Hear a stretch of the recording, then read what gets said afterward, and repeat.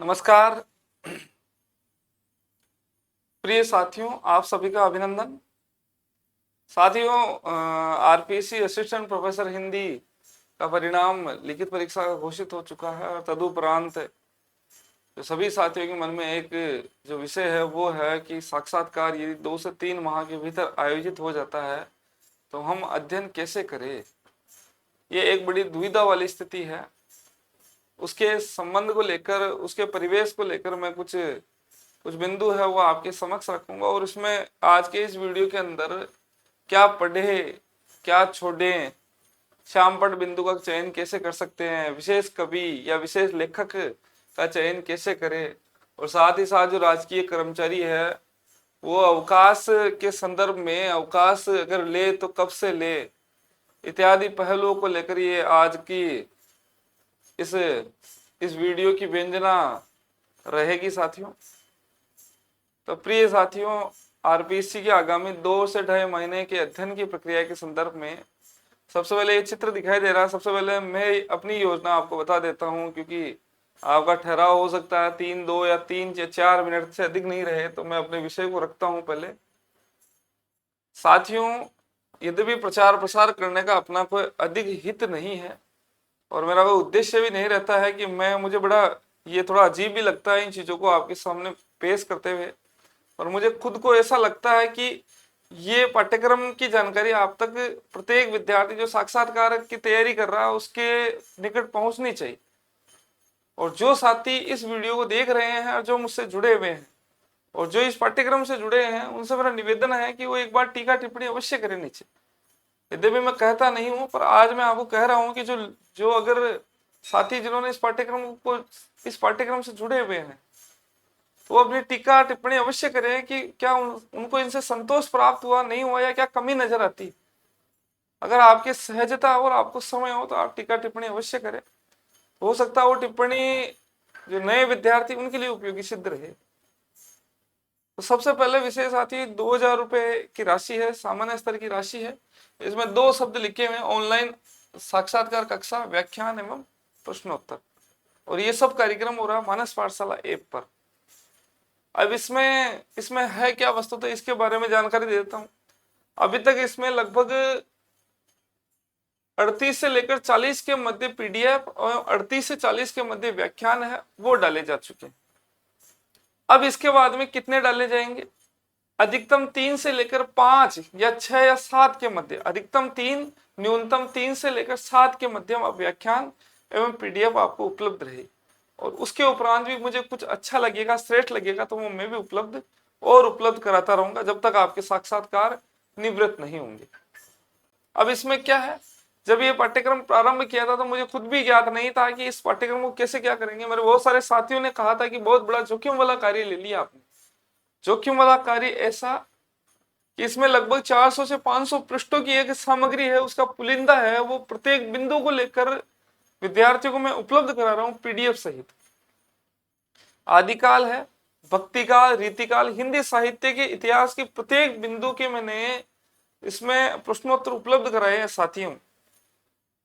और लगभग 300 से लगभग 400-500 पृष्ठों की एक सामग्री हो चुकी है। लगभग मैंने गिने तो नहीं है पृष्ठ, पर मैं अनुमान से कहता हूं लगभग 300-400 या लगभग 350-400 की सामग्री कम से कम हो ही गई होगी, जो मैंने अपने हिसाब से लिखे हैं और उपलब्ध कराए।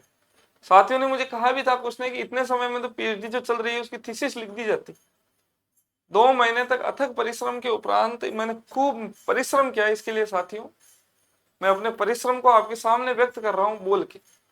और इसमें खूब व्याख्यान है, और व्याख्यान भी इतने सारगर्भित आपको मिलेंगे कि इसमें ऐसा नहीं है कि आपको केवल अध्ययन, जो एक जो छोटा विद्यार्थी होता है उसको पढ़ाने के लिए, आप सभी प्रबुद्ध विद्यार्थी है और इस स्तर तक पहुंच चुके कि वो समझ और दृष्टिकोण किस रूप में रखना है। तो उसमें खूब सारे विषय मैंने स्वयं से भी जुड़े हैं और बहुत सारे आलोचकों के मत के माध्यम से एक दृष्टिकोण को व्यक्त करने का प्रयास किया है। और व्याख्यान बहुत सीमित है। सबसे ज्यादा व्याख्यान आपको छायावाद एवं भक्ति काल में मिलेंगे, और फिर आधुनिक काल में तो प्रत्येक अलग अलग कालखंड हो जाता है, अलग अलग धाराएं चल जाती है, तो उसमें ज्यादा दिक्कत नहीं आती। छायावाद में आपको 6 से 7 व्याख्यान एवं भक्ति काल के अंदर आपको लगभग 4 से 6 के व्याख्यान के मध्य मिलेंगे। पर आपको मैं पुनः से कहना चाहूंगा, जो साथी जुड़े हुए इस पाठ्यक्रम से और जो अब जुड़ना चाहते हैं, तो आप व्याख्यान को अवश्य सुने साथी। इस व्याख्यान को बनाने के लिए मुझे पूरे प्रश्नों को मैंने अच्छे से तैयार किया, और एक व्याख्यान में मैंने कोशिश की है कि मैं 45 से लेकर 60 मिनट के मध्य अधिकाधिक जितने मैंने पीडीएफ में सामग्री उपलब्ध कराई है उतनी या उससे अधिक या उससे अगर कम है और संतोषजनक, उस सामग्री को मैंने व्यक्त करने का प्रयास किया है। तो आप देखिए साथियों, आप जुड़े। पहले मैंने इसको सब प्रकार, सब वीडियो और व्याख्यान एवं पीडीएफ सब लोग थे। अब मैंने आज आपके लिए 3 व्याख्यान प्रारंभ के एवं 3 जो पीडीएफ आपके लिए खोल दिया, आप आराम से देखिए।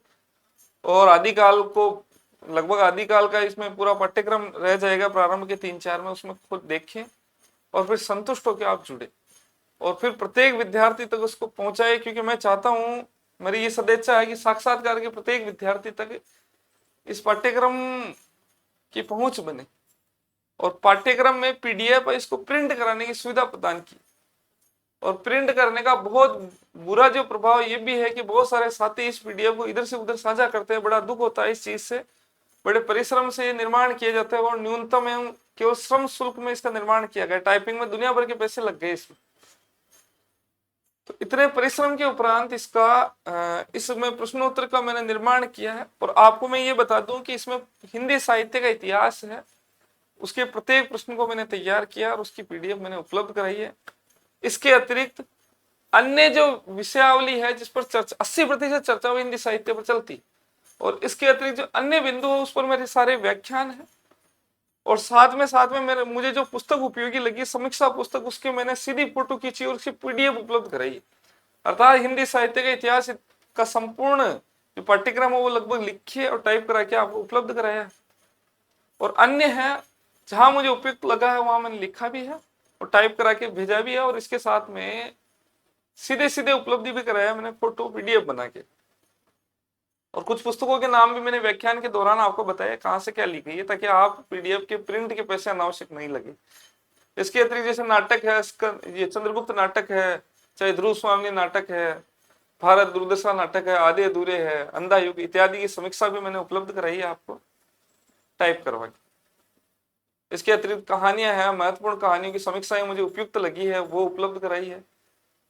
और छायावाद है जो सबसे महत्वपूर्ण और भक्ति काल सबसे महत्वपूर्ण कालखंड है। इसके जितने भी कवि है महत्वपूर्ण, चाहे सूरदास है, तुलसीदास है, और सूर्यकांत त्रिपाठी, निराला, जयशंकर प्रसाद, महादेव इत्यादि कवियों का मैंने खूब सारी सामग्री उपलब्ध कराई है।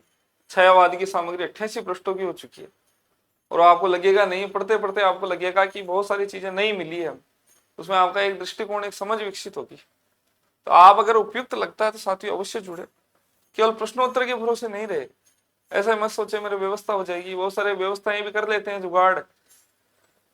आप व्याख्यान अवश्य सुने। जो साथी जुड़े हुए हैं उनसे भी पुनः मैं आग्रह करता हूं कि व्याख्यान 1 बार सुने, 2 बार सुने। ज्यादा लंबे व्याख्यान नहीं है, अधिक संख्या भी नहीं है, सीमित व्याख्यान है।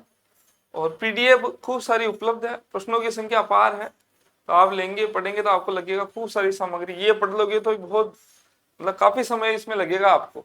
तो सोचिए अगर आपको पढ़ने में समय लगेगा तो लिखने में कितना समय लगा होगा, इसको बनाने में कितना समय लगा होगा। तो ये पाठ्यक्रम के संदर्भ में है। अगर आपको उपयुक्त लगता है तो आप अवश्य जुड़ सकते हैं। प्रारंभ के 3 व्याख्यान एवं 3-4 जो पीडीएफ है वो अनलॉक, अर्थात जो जाके आराम से जांच कार्य करे, संतुष्ट हो और 100% संतुष्ट होने के उपरांत आप जुड़े। हाँ, ये मेरा मन ऐसा कहता है और मुझे ऐसा प्रतीत होता है कि आप जुड़ने के उपरांत आपको निराशा का भाव नहीं होगा। ये तो पहली योजना। दूसरी योजना, ऑफलाइन साक्षात्कार के संदर्भ में मानस चल रहा है। न्यूनतम शुल्क के ऊपर इतना ही शुल्क लिया जाएगा जिससे प्रोफेसर जो बुलाए जाते हैं कॉलेज के, और मेरा प्रयास है कि हमारे भर्ती के अंदर जो साथी लगे हैं उन्हीं साथियों में से मैं बुलाऊं, ताकि अभी अभी जो साक्षात्कार देखे हैं, और उसमें भी मेरा प्रयास ये है कि हमने जो टेलीग्राम चैनल पर वर्ष भर तक अध्ययन किया था, खूब सारे प्रश्नोत्तर पूछे गए थे, वो प्रश्नोत्तरी रही थी बहुत सारे साथियों की, तो वो उनके काफी ज्यादा परिपक्वता आ गई उनके भीतर। खूब सारे अध्ययन के बाद में मजने जैसी स्थिति हो गई, तो उनमें से ही अधिकांश जो 3-4 साथी उनको आमंत्रित करने का पूरा प्रयास है। और उसके अंदर शुल्क इतना सा लिया जाएगा, जो आमंत्रित अतिथि है उनकी राशि का भुगतान हो जाए, और जो किराया वगैरह है, जो किराया राशि है, जो स्थान का हम चयन करेंगे, चाहे जयपुर हो चाहे अजमेर हो, तो उस स्थान की किराया से लेकर खाने पीने की छोटी मोटी व्यवस्थाएं वो जाए। और अपना प्रयास ये रहेगा ऑफलाइन साक्षात्कार के संदर्भ में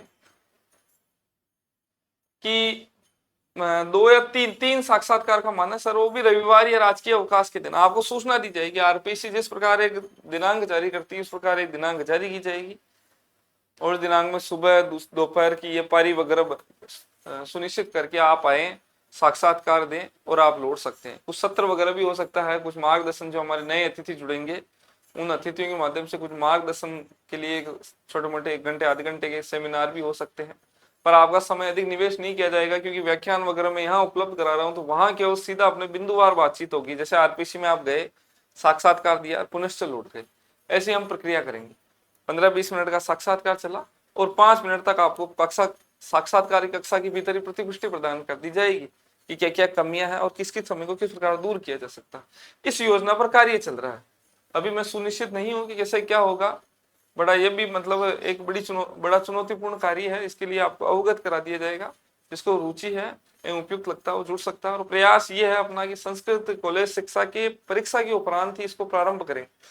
कुछ साथी है जो उसमें कार्यरत है, उसमें अध्ययनरत है, तो उसको पूरा होने के उपरांत ही हम इसको प्रारंभ करेंगे।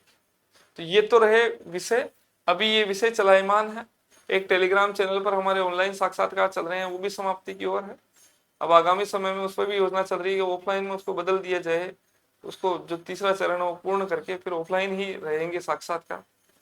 और एक ये कार्यक्रम। और अब हम आते हैं मूल विषय की ओर। जो साथी इससे जुड़ो चाहे मत जुड़ो, ये बात की प्रक्रिया है, पर आप इसको अन्यथा मत लेना। ये इसलिए उपलब्ध कराया क्योंकि जो साथी जुड़ेंगे तो उनको लगेगा कि इससे जुड़ लिया, इससे जुड़ के हमें संतोष की प्राप्ति हुई है।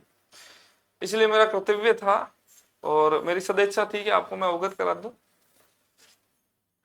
अब है साथियों कि आगामी समय में आरपीसी असिस्टेंट प्रोफेसर की 2 माह, ये तो मेरी योजना है जो मैं आपके अध्ययन में योग के रूप में प्रदान कर रहा हूं। अब है कि आप अपनी योजनाएं कैसे कर सकते हैं। आरपीसी असिस्टेंट प्रोफेसर आगामी 2 माह की योजना, इस पर विचार करते हैं। सबसे पहला बिंदु आता है क्या पढ़ना चाहिए। अब क्या पढ़े, इस क्या पढ़े के उत्तर बहुत सारे मायने हैं इस शब्द के। क्या मायने हैं? पहला मायना तो यह है कि हम चयनित विषय वस्तु का अध्ययन करें, जिसमें कुछ एक बिंदु जो हमारे लिए रुचिप्रद है उसका अध्ययन करके हम चले जाएं और वहां पर योग ऐसा बैठे कि जो हमें पसंदीदा विषय है उसी पर चर्चा चले और साक्षात्कार से हम निवृत्त हो जाए। और ये सबसे सरल और सुगम प्रक्रिया है, पर ये अपने हाथ में नहीं है। तो क्या पढ़ने के लिए आप पहले तो ये एक सबसे अनिवार्य आवश्यकता उसको पूरा करें। अनिवार्य आवश्यकता क्या है? आप कोशिश करें। अब क्या पढ़े और क्या छोड़े, ये दोनों बिंदुओं का एक ही उत्तर आपको प्राप्त होगा। ये जो दोनों बिंदु है इसका एक ही उत्तर आपको प्राप्त होगा। एक आगामी जो मैं बोलूंगा उसी के भीतर दोनों के उत्तर छुपे हुए हैं। क्या पढ़े? आपको पढ़ना है साथियों सबसे पहले प्रिय कालखंड। एक प्रिय कालखंड आप चयन करें जो आपको प्रिय हो। उसके उपरांत एक प्रिय कवि, और जो प्रिय कवि भी उसी को तैयार करना है जिस प्रिय कालखंड को आप ले रहे हैं, ताकि अनावश्यक दोहरी तैयारी की मार आप पर नहीं पड़े। तो प्रिय कवि जो प्रिय कालखंड है उसमें से ले आप। प्रिय कवि है उसको अपने प्रिय कालखंड में से ले। प्रिय कालखंड में से आप ले सकते हैं, पहला बिंदु। ठीक है, ये आप इस विषय को बहुत अच्छे से आत्मसात कर ले। प्रिय कवि वही रहे जो आपका प्रिय कालखंड, उसको आप बहुत अच्छे से मत जाए, उसमें अच्छे से आप उसका अध्ययन करें, उसकी विषयावली जितनी आप तैयार कर सके उतना तैयार करें। पहला बिंदु। दूसरा बिंदु है साथियों क्या छोड़े। प्रिय कवि हो गया, प्रिय कालखंड हो गया। इसके अलावा आप ध्यान रखिए प्रत्येक कालखंड से एक एक कवि बहुत अच्छे से आप तैयार कर। प्रत्येक कालखंड से एक एक कवि। यद्यपि ये नहीं कर रहा मैं आपसे ये आग्रह नहीं कि ये बड़ी प्रक्रिया हो जाती है, एक एक कवि को ढूंढना बहुत लंबा हो जाता, पर आप कोशिश करें उसके बारे में एक सामान्य से ऊपरी जानकारी आपको हो जाए, औसत से अधिक जानकारी आपको हो जाए। तो प्रिय जो प्रत्येक कालखंड है उसमें से एक एक कवि आप तैयार करते जाए और फिर बाद में एक लेखक आपको तैयार करना है। आपका प्रिय लेखक कौन सा है उसको आप तैयार करें। प्रिय लेखक ये अनिवार्यता आपको तैयार करना है। और गद्य में आपको क्या पसंद है ये तो हो गया पद्य का विषय। गद्य में आपको क्या पसंद है?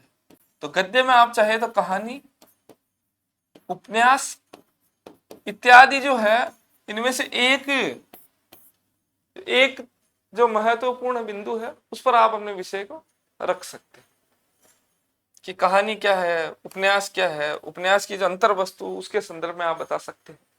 तो ये हो गया गद्य के संदर्भ में। गद्य में आपके प्रिय लेखक। अब प्रिय लेखक के संदर्भ में आप ऐसा चयन कर सकते हो कि जो कविता भी अच्छी लिखता हो और जो गद्य के विभाग में भी जो निपुण हो उसकी आप जानकारी दे सकते हो। जैसे मेरे प्रिय कवि जयशंकर प्रसाद, मेरे प्रिय नाटककार जयशंकर प्रसाद, मेरे प्रिय उपन्यासकार जयशंकर प्रसाद, मेरे प्रिय कवि जयशंकर प्रसाद, आधुनिक काल में प्रिय कवि जयशंकर प्रसाद। ऐसा करके जहां से आधुनिक काल प्रारंभ होता है वहां सारे ही विभागों के अंदर मेरे प्रिय प्रिय शब्द जुड़ते ही मेरे जयशंकर प्रसाद प्रिय हो गए। पहला विषय तो आधुनिक काल से पहले आदिकाल, भक्तिकाल, रीतिकाल की एक प्रक्रिया चलती है। आधुनिक काल पद्य भाग से पूर्व में आपके प्रिय कवि कौन है? तो पहल प्रिय कवि है सूरदास। और सूरदास के चयन के पीछे कारण था क्योंकि सूरदास है विद्यार्थियों, सूरदास मेरे स्नातकोत्तर में विशेष विषय के रूप में था, तो मुझे चयन करने में अत्यधिक सुविधा रही और मुझे पता था कि स्नातकोत्तर के विशेष विषय के रूप में चर्चा चलती है, तो मैंने इसी को प्रिय बना ली। अब जयशंकर प्रसाद को प्रिय बनाने के पीछे प्रमुख कारण था कि छायावाद प्रिय कालखंड, और छायावाद की चर्चा भक्ति काल तक जाती और भक्ति काल के अंदर प्रिय कवि सूरदास। ऐसा करके मिला जुला स्वरूप लेते हुए फिर मैंने इसको बनाया। अब पढ़ाने के अंदर सामग्री क्या है? सूरदास प्रिय कवि है, इसलिए सूरदास की सामग्री को मैंने तैयार कर दिया, संयोग वात्सल्य। अब आधुनिक काल के अंदर चाहे छायावाद के अंदर जयशंकर प्रसाद प्रिय है, तो जयशंकर प्रसाद की जो कविता उसको मैंने तैयार कर लिया ताकि वो आधुनिक काल की कहे, इसको हम पढ़ा सकते हैं। ये तो मेरा अपना खुद का एक विषय है जो मैं आपको रख रहा हूं। ऐसे आप सोच सकते हैं बहुत सारे विषयों का। आप ये ना देखिए कि मैंने जो मैं कर रहा हूं वही आपको करना है। आपको अपने हिसाब से एक तरकीब लड़ा के, एक योजना, एक प्रबुद्धता का समावेश करते हुए आप अपनी इन चीजों पर सुनिश्चितता तय करें। आपसे जाते एक अत्यधिक संभावना रहेगी कि आपको क्या क्या पढ़ के आए हैं या आपको क्या पसंद है। ऐसे प्रश्न बन जाते हैं, तो उनके लिए ये योजनाएं आप बना ले। तो प्रिय लेखक, प्रिय कवि, प्रिय कालखंड, प्रिय गद्य विधा इत्यादि। एक बिंदु ये चलता है गद्येतर विधाओं में आपको क्या पसंद है। तो किसी भी एक, चाहे आप जीवनी है, चाहे आत्मकथा है, एक दो की आप केवल समीक्षाएं याद पढ़ ले। आपको मूल विषय अब नहीं पढ़ना, मूल के चक्कर को अब छोड़ो, मूल को मत छोड़ो। आप सोचो मैं पूरे गोदान को पढ़ूं, तो अब अनुचित है। आप केवल समीक्षाएं देखिए। अब साथियों केवल समीक्षाओं पर निर्भरता रहे। 4-4 पृष्ठों की, जो 4-4 5-5 पृष्ठों की सामग्री है उसकी समीक्षाएं देखिए। आप कौन से नाटक को पढ़ के आए हैं। जैसे मैंने तैयार किया था कि आपने कौन सा नाटक आप पढ़ के आए, तो मैं कहता वहां पर ध्रुव स्वामी को वस्तुतः मैंने मूल पाठ उसका अध्ययन नहीं किया था, तथापि ध्रुव स्वामी ने बताता, उसकी समीक्षा मैंने पढ़ ली थी, उसकी पात्र योजना देख ली, उसका चरित्र चित्रण देख लिया, कथोपकथन देख लिया, उद्देश्य क्या है उसका, उसके अंदर देश काल वातावरण इत्यादि तत्वों का निर्वहन किस भांति हुआ इत्यादि का देख लिया। रंगमंची स्थिति क्या है उसमें, काल स्थान संकलन त्रय, इन संकलन त्रय के विभाग का निर्वहन किस भांति हुआ इत्यादि तत्वों को देख लिया। और ये प्रश्न बनते हैं। आधुनिक जीवन से किस प्रकार ध्रुव स्वामी को जोड़ा जा सकता है, विभागीय समस्याओं किस रूप में व्यक्त किया गया इत्यादि तत्वों को मैंने पहले ही समेट लिया था। तो आप ऐसा करके समीक्षाओं के माध्यम से आप मूल पढ़ सकते हैं, मूल जैसी स्थिति को तैयार कर सकते हैं। बस आप मनोबल बनाए रखें। गीतांजलि है, गीतांजलि को मैंने पूरा नहीं पढ़ा था, मैंने समीक्षा ही पढ़ी थी, 8-10 समीक्षाएं पढ़ ली। तो बड़ा बोरियत भरा उपन्यास है। साथियों ने कहा था बोरियत है, कुछ पृष्ठ पढ़ने के बाद में मुझे भी उबाऊ लगा था, मैंने पढ़ा ही नहीं। केवल गीतांजलि श्री का रेस समाधि उपन्यास है, उस समय चर्चा में था, बुकर पुरस्कार प्राप्त हुआ था।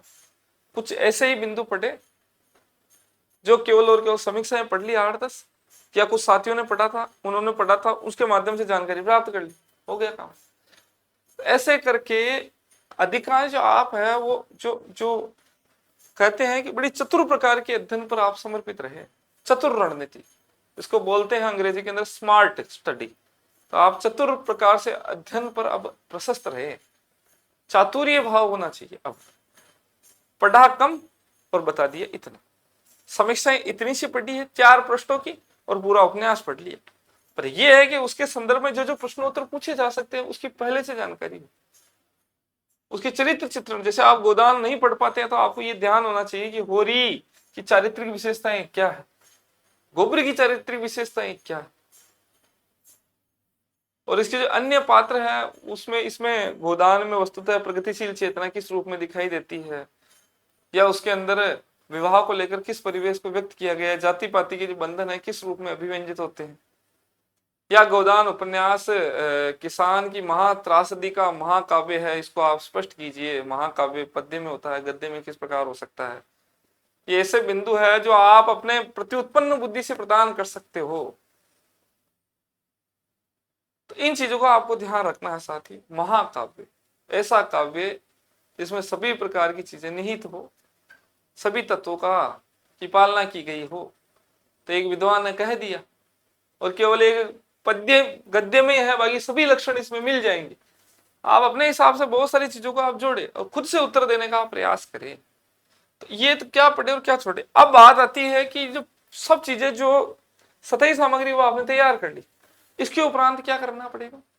इसके उपरांत आप ध्यान दें कि आपको प्रत्येक कालखंड और प्रत्येक विषयावली के संदर्भ में थोड़ी थोड़ी जानकारी रहे, अधिकाधिक जानकारी नहीं पर थोड़ी थोड़ी जानकारी रहे। दुर्भाग्यवश आपकी चर्चा चल सकती अन्य बिंदुओं पर, तो आप कुछ उत्तर दे सको। जैसे सगुण काव्य और निर्गुण काव्य में क्या अंतर है, ऐसी आपसे चर्चा चल जाए। छायावाद को शक्ति काव्य क्यों कहा जाता है, महादेवी वर्मा का रहस्यवाद क्या है, ये सभी अपने पीडीएफ में मैंने प्रश्नोत्तरी उपलब्ध करा रखी है साथियों। आदिकाल का नाम आदिकाल क्यों है, सिद्ध काव्य सिद्धों और नाथों में क्या अंतर है, सिद्धों और नाथों में क्या समानता है, सिद्धों की प्रवृत्ति काव्य को क्या देन है, नाथों की प्रवृत्ति काव्य को क्या देन है, जैन काव्य की क्या विशेषता है, जैनियों की प्रवृत्ति काव्य को क्या देन है, या विद्यावती श्रृंगारी कवि है तो क्यों है, भक्त कवि है तो कैसे है, श्रृंगारी और भक्त कवि कैसे है, चाहे कबीर समाज सुधारक है कवि है या दोनों ही रूप उसमें निहित है, इत्यादि विषयों को लेकर एक दृष्टिकोण मैंने आपको उपलब्ध करवा दिया, आप देख सकते हैं। छायावाद में अपार आपको प्रश्न मिलेंगे, भक्ति काल में अपार प्रश्न मिलेंगे। तुलसीदास जी की नारी के प्रति संवेदनाएं किस प्रकार की है, तुलसीदास का जातीय दृष्टिकोण कैसा है, तुलसीदास जी की राम राज्य की योजना कैसी है, तुलसीदास जी का कलयुग के संदर्भ में क्या विचार श्रृंखला है, तुलसीदास जी का कला पक्ष कैसा है, तुलसीदास जी का भाव पक्ष कैसा है, ऐसा क्या है जिसे रामचरितमानस घर घर पुजाई जाती है, इत्यादि जो सारे समावेश है, सभी प्रश्नों का समावेश आपको मिल जाए। छायावाद शक्ति काव्य कैसे है, जयशंकर प्रसाद की राष्ट्रीय चेतना को आप बताएं, जयशंकर प्रसाद कामायनी के अंदर सिद्धा के सौंदर्य का तत्व का निरूपण कीजिए, ईडा की विशेषताएं क्या है, या कामायनी में राष्ट्रीय चेतना किस रूप में आई है, कामायनी में समन्वय योजना किस प्रकार की है, प्रसाद जी की जो प्रतिभिज्ञा दर्शन है उसके बारे में आप बताएं, प्रसाद जी और निराला में क्या अंतर है, निराला कबीर और नागार्जुन में मिलती जुलती विशेषता बताई जो तीनों को एक बना देती है, या चाहे तो तुलसीदास राम की शक्ति पूजा और सरोज स्मृति में क्या क्या समानताएं दिखाई देती है, और डॉक्टर बच्चन सिंह के संदर्भ में क्या कहते हैं। ऐसे करके अपार जो सामग्री है सब मैंने उपलब्ध कराती है। ऐसे आपकी दृष्टि रहनी चाहिए। आप अब तथ्यात्मक विषय वस्तु पर अपनी दृष्टि को आबद्ध नहीं करें। तथ्य में आपको इतना पढ़ना है कि आंसू जो कृति है प्रसाद जी की उसकी अंतर वस्तु क्या है, बस इतना सा ध्यान रखना है। अब आपको प्रसाद जी की 15-20 रचनाएं उसके नाम याद नहीं रखना। प्रसाद जी की रचनाओं में इतना सा काम चल जाएगा कि उनकी जो 6 अवधि रचनाएं वो 4 याद हो और 1-2 दूसरी याद हो, और फिर आप बता पाए उनके बारे में चर्चा चलेगी। प्रसाद अर्थात कामायनी, निराला अर्थात राम की शक्ति पूजा, पंत अर्थात प्रकृति चित्रण, महादेवी वर्मा अर्थात रहस्यवाद, ये चर्चाएं चलती है। कबीर अर्थात आधुनिक समय में उसकी प्रासंगिकता, कबीर अर्थात समाज सुधारक है, कवि है या भक्त कवि है। सूरदास वात्सल्य चित्रण, तुलसीदास रामचरितमानस, एक एक शब्द को आप जोड़ सकते हो। अमीर खुसरो पहेलियां देखिए, 6 प्रकार की पहेलियां, उसके अंतर्वस्तु समझे। या खड़ी बोली हिंदी का पहला कवि क्यों कहा जाता है, सामान्य से प्रश्न। रीतिकाल रीतिबद्ध रीति सिद्ध में क्या अंतर है, नीति काव्य क्या है, नीति के दोहे कैसे लिखे गए। इसके आगे बढ़े, भूषण की राष्ट्रीय चेतना कैसी है, भूषण की राष्ट्रीय चेतना क्या संकुचित है, इत्यादि प्रश्न। केशव कठिन काव्य का प्रेत कैसे है, अलंकारों के प्रति दुरागुण भावना कैसी है, केशव की संवाद योजना कैसी है,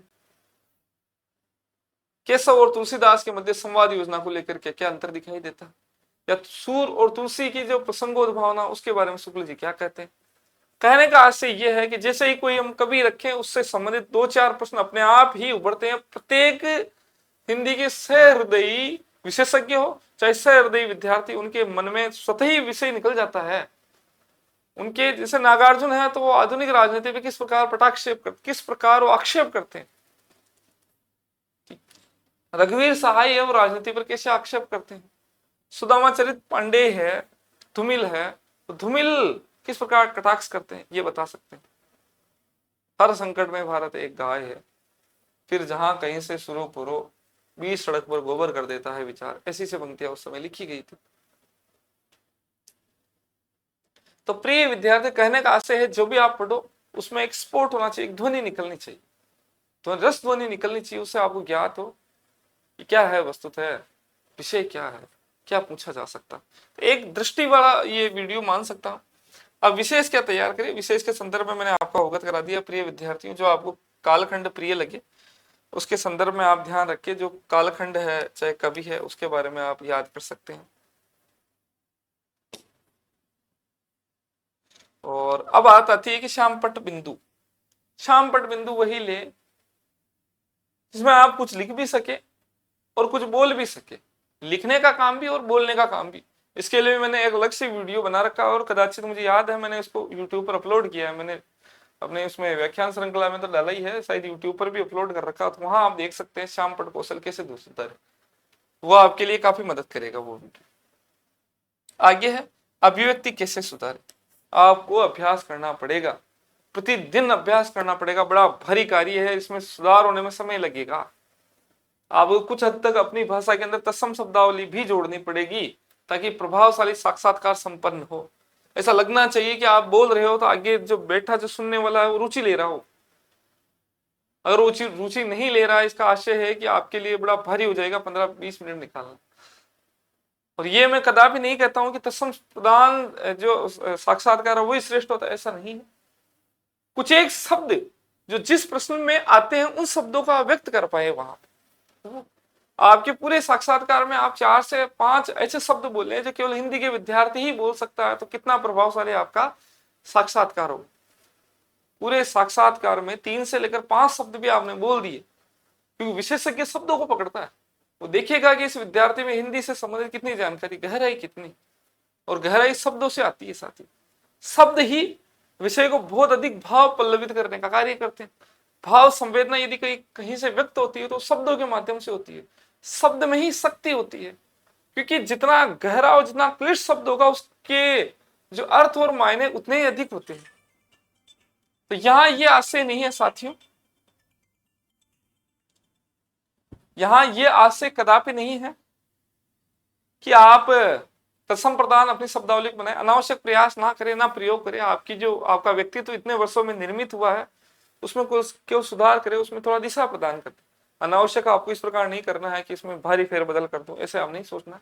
कुछ एक हद तक विषय वस्तु में आ रहे शब्दों को अपने व्यवहार में आप समाहित कर सकते हैं। अंग्रेजी शब्दों से बचने का प्रयास करें, हिंदी के अच्छे और सतही शब्दों को अपने शब्दावली में सम्मिलित करें। तो ये कुछ विषय मैंने रखे हैं। अब राजकीय कर्मचारियों के संदर्भ में क्या हो सकता है कि आगामी 3 माह छुट्टी कैसे ले, इस बिंदु को लेकर भी एक गहमा गहमी है, तो मैं इसके संदर्भ में आपको अवगत करा दूं। छुट्टी के संदर्भ में साथियों मैंने क्या किया था, मैं भी राजकीय सेवा में था शिक्षा विभाग के। अब मेरे भी दुविधा थी कि साक्षात्कार की तिथि आ नहीं रही है, ध्यान नहीं पड़ रहा है, परिणाम भी आ गया, अब क्या करें। उस स्थिति में जुलाई अगस्त के आसपास साक्षात्कार हुए थे, सितंबर में। तिथि आती है 15 से 20 दिवस पूर्व में। एकदम से तिथि आते ही तो हाथ पैर धूजने लग जाती है, अगर मारवाड़ी में हम बोले तो, या अपने बिल्कुल कंपन होने लग जाता है। उस स्थिति में क्या करें, तो मैंने तो ये किया था साथियों कि 2 चरण लिए थे मैंने। एक चरण पहले ले लिया था, 20-22 दिन की छुट्टी लेके बैठ गया था, जिसमें साक्षात्कार की तिथि नहीं आई थी। 20-22 दिन तक बैठा, आराम से अध्ययन किया, संतुष्टि प्राप्त की, और फिर वापस से विद्यालय चला गया। और जिस दिन तारीख दिनांक आई उसी दिन सुबह से मैंने विद्यालय जाना बंद कर दी। तो 2 प्रकार से मैंने उपयोग में लिया था। मैं अनवरत छुट्टियों में नहीं रहा था, क्योंकि साक्षात्कार की ये समस्या है कि छुट्टियां हैं वो कैसे लें। तो सरकारी कर्मचारी ऐसे कर सकते हैं, और जिनको लगता है कि मेरी तैयारी लगभग विद्यालय के साथ में अच्छे से हो रही है तो फिर चलने दें। और किसी को लगता है कि नहीं, मुझे 15-20 दिन का एक एक एक एक समूह के रूप में मुझे छुट्टी की आवश्यकता है, जहां मैं और मेरा अध्ययन और मेरा प्रस्तुतिकरण हो, तो आप फिर छुट्टियां ले एक चरण में, और दूसरे चरण में फिर आप जब साक्षात्कार की तिथि आ जाए तब ले ले। अब पहले चरण में आप छुट्टी लेते हो तो हो सकता है 10 दिन, 15 दिन, 8 दिन, 12 दिन, 20 दिन ऐसे हो सकता है। मैंने 22 दिवस तक छुट्टियां ली थी पहले चरण के, अवैतनिक रहा था। दूसरे चरण में जब जिस दिन तिथि आई 15-20 दिन की और छुट्टियां ले ली। कहने का आशय ये सब अपने अपने व्यवस्थाओं पर निर्भरता है, कैसे क्या करे। और सबसे बड़ी बात है साथियों इस पूरी प्रक्रिया में, क्या आप पूरी प्रक्रिया में थोड़ा थोड़ा ज्ञान सबका हो। काव्य शास्त्र के संदर्भ में चर्चाएं कम चलती है, पर आपको तैयार करना पड़ेगा। बस आपको इतना सा तैयार करना है, ध्वनि सिद्धांत क्या है, ध्वनि सिद्धांत की अंतर वस्तु क्या है। रस के बारे में थोड़ा सा ढंग ढंग से पढ़े आप, संचारी भाव क्या है, विभाव क्या है, अनुभाव क्या है इत्यादि। रस के संदर्भ में विश्वनाथ क्या कहते हैं, भरत मुनि क्या कहते हैं, दोनों के दृष्टिकोणों में थोड़ा थोड़ा अंतर है। अलंकारी और अलंकार दोनों के विषय को लेकर जो सामान्य सा अंतर है उसको आप ध्यान रख ले। रस वेदांत शून्य है क्या है इसको आप बताएं। रस न सविकल्प है न निर्विकल्प है, इसको आपको बताना पड़ेगा। रस वो है ब्रह्म सहोदर है, इसको ब्रह्म के समान क्यों नहीं माना गया, ये आपको बताना पड़ेगा। तो ऐसे करके कुछ एक पंक्तियां हैं। आपको रस के संदर्भ में ये भी जानकारी हो कि श्रृंगार रस से संबंधित एक दोहा याद हो, श्रृंगार रस की कुछ काव्य पंक्तियां, वीर रस से संबंधित कुछ काव्य पंक्तियां, तो वहां रटने का काम अधिक है, समझ का काम थोड़ा सा कम लगता है। ऐसे ही छंद योजना में छंद में रटने का काम कम है, पर छंदों को पहले पढ़ाया गया था, कहा गया तो दोहा छंद पढ़ाए, तो एक दोहा याद करना पड़ेगा। अब याद करने का काम आपको करना है, इसमें समझ का कोई विषय ज्यादा नहीं। दोहे की विशेषता क्या है, रोला की विशेषता क्या है, मात्रिक छंद क्या है, अर्धमात्रिक छंद क्या है, और उनके प्रकार क्या है और उनके अंतर वस्तु, ये याद करना है। अलंकार कितने प्रकार के हैं, कौन कौन से अलंकारों की क्या क्या विशेषताएं हैं, और प्रत्येक अलंकार का एक एक उदाहरण ज्ञात हो और उनके सैद्धांतिक तत्व आपको याद हो और आप उसको पढ़ा सके, इतना सा आप ध्यान रखिए। कह दे आपको काव्य शास्त्र पढ़े, तो काव्य शास्त्र चाहे अपने साहित्य शास्त्र हो इत्यादि पर आप एक एक बिंदु को तैयार कर ले। पाश्चात्य काव्य शास्त्र में प्रत्येक बिंदु उसकी केवल छोटी छोटी सूक्ष्म स्थूल जानकारी हो। प्लेटो का सिद्धांत क्या है, अरस्तु का सिद्धांत क्या है, लोंजाइनस का सिद्धांत क्या है, निर्वैयक्तिक सिद्धांत क्या है इलियट का, कल्पना सिद्धांत क्या, अभिव्यंजनावाद क्या है, भारतीय सिद्धांतों से इसकी क्या साम्यताएं हैं, प्लेटो और अरस्तु के सिद्धांत में क्या अंतर है, एक कर्ता बताता है एक अनुकर्ता बताता है, एक यहाँ उपयोगितावाद निहित है एक यहाँ यथार्थवाद निहित है, एक आदर्शवाद से एक का सिद्धांत अनुप्राणित है जबकि एक का सौंदर्य तत्व से अनुप्राणित है। आप बता सकते हैं इस रूप में। तो प्रिय विद्यार्थी ऐसा करके विभिन्न वाद है उनके संदर्भ में, जो आधुनिकतावाद है, रूपवाद है, संरचनावाद है, उत्तर संरचनावाद है, इनकी थोड़ी थोड़ी जानकारी आपको होनी चाहिए। पर पहला कार्य है जो प्रिय जो मोटे मोटे विषय वस्तु जिस पर आप बोल सके मैं ये पढ़ के हैं उसको तैयार करें, फिर थोड़ी थोड़ी जानकारी आप जुटे, थोड़ी थोड़ी बिल्कुल कम, अधिक मात्रा में नहीं। और राजकीय कर्मचारियों के संदर्भ में मैंने बता दिया साथियों, आप इस प्रकार के प्रकल्प कर सकते हैं। शुभकामनाएं प्रदान करता हूँ। आज का व्याख्यान प्रारंभ होते हुए ही काफी आप अपने साथियों से साझा कर सकते हैं साथियों, और इसमें आप 2-3 वीडियो में इसमें अनलॉक कर दूंगा, इसकी कुंजी है उसको खोल दूंगा, आप अपनी सुविधा अनुसार देखिए, करें और जुड़े, पर व्याख्यान अवश्य सुने साथियों। प्रश्नोत्तर अगर इधर उधर व्यवस्था होती है उसके भरोसे नहीं रहे, चोरी का काम बहुत ज्यादा होता है। कदाचार और भ्रष्टाचार से युक्त कार्य, अनैतिक कार्य कभी भी सदफल को प्रदान नहीं करता है। विद्वान और शास्त्र और संत ऐसा कहते हैं और मैं भी ऐसा कह रहा हूं, तो आप ध्यान रखिए। केवल आप अपने ये जो व्याख्यान है, इस व्याख्यान पर बहुत अधिक दृष्टि रखिए। ये व्याख्यान काफी महत्वपूर्ण, इसमें गागर में सागर भरा हुआ है, इसके लिए इसको पढ़े। आप सभी को शुभकामनाएं, धन्यवाद।